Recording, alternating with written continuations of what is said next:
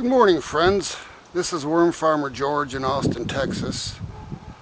I'm going to make a video today because it's been 8 months since I made my last video. The last Wormfarmer George video I made was concerning the coldest day of the winter last year. This video is going to be what remains of my worms after the hottest summer that I can ever recall in history.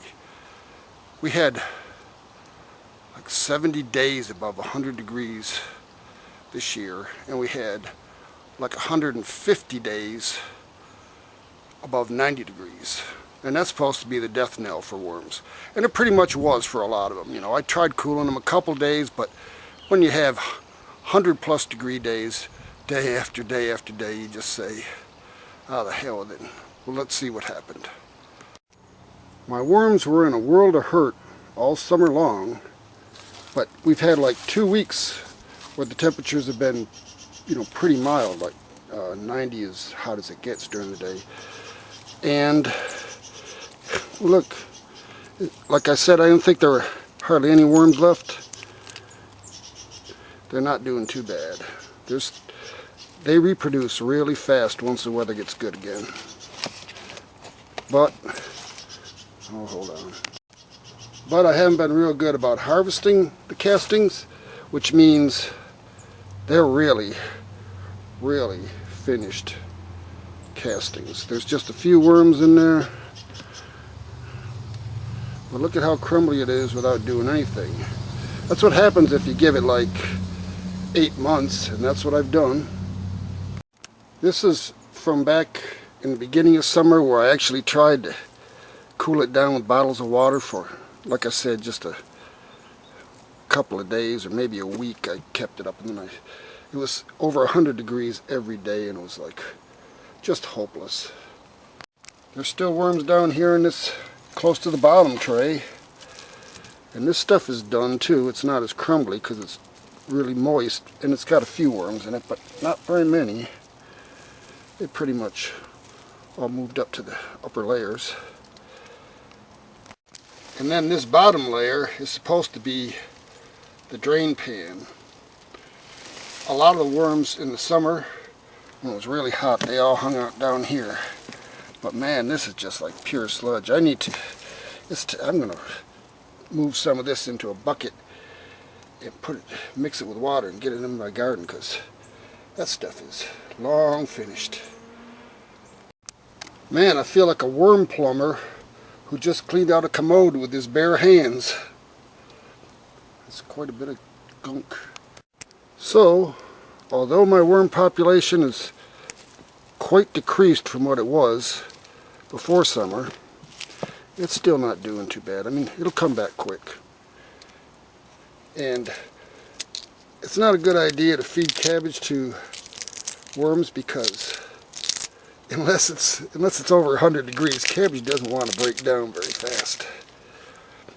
It will eventually. Okay, now on to my other bin. This one's been a little different. I've put a lot of crap in it, and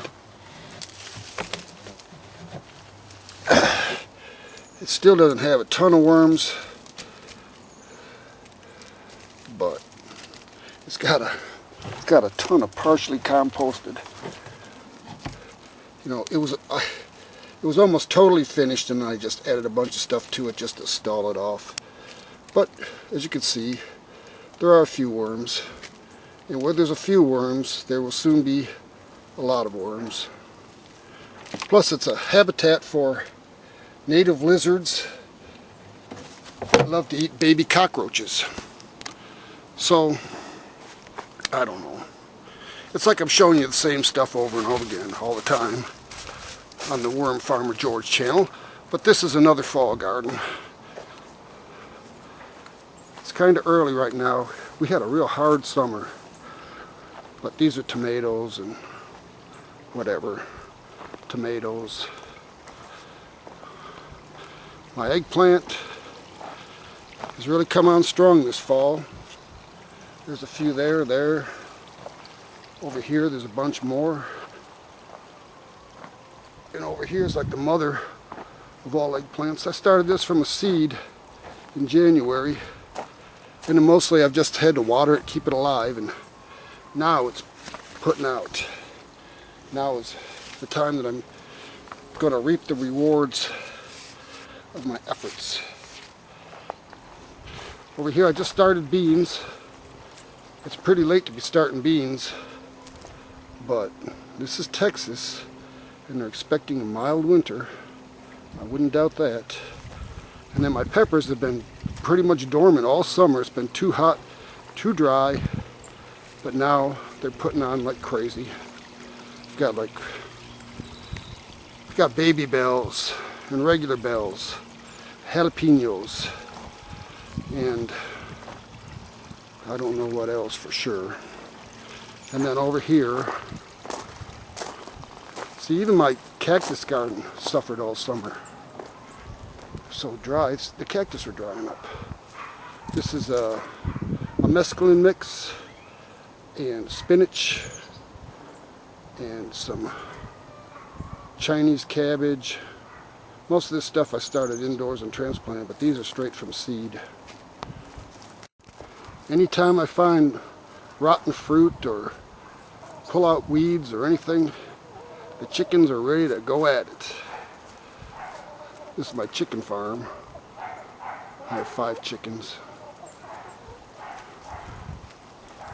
At the best time of the year I get like a dozen eggs a week, and right now I get about 1 or 2 eggs, maybe only 1 egg a day. They're all taking a break. Some of them are molting, and this one picks on all the other ones. This poor little one here, the smallest one, this big chicken was trying to kill her, and I didn't like that. I'm frankly amazed that I have any outdoor growth at all. It's been so dry. We can only water once a week, and only during certain hours, and with a handheld hose. But, you know, my wife keeps buying the native stuff, and it seems to be working pretty much better than it would be otherwise. And then my pond is, it's a pain. I have to, during the summer I have to add water every couple days. Right now I don't have to add it that often.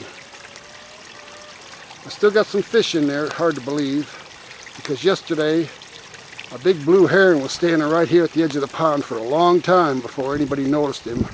Came out and chased him off. And I'm sure he'll be back. Well, that's pretty much it.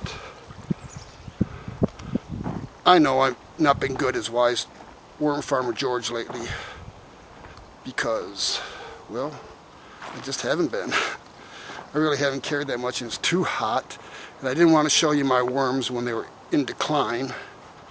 But hang in there, I'll post some more videos more often than I've been doing now, and thanks for being a subscriber.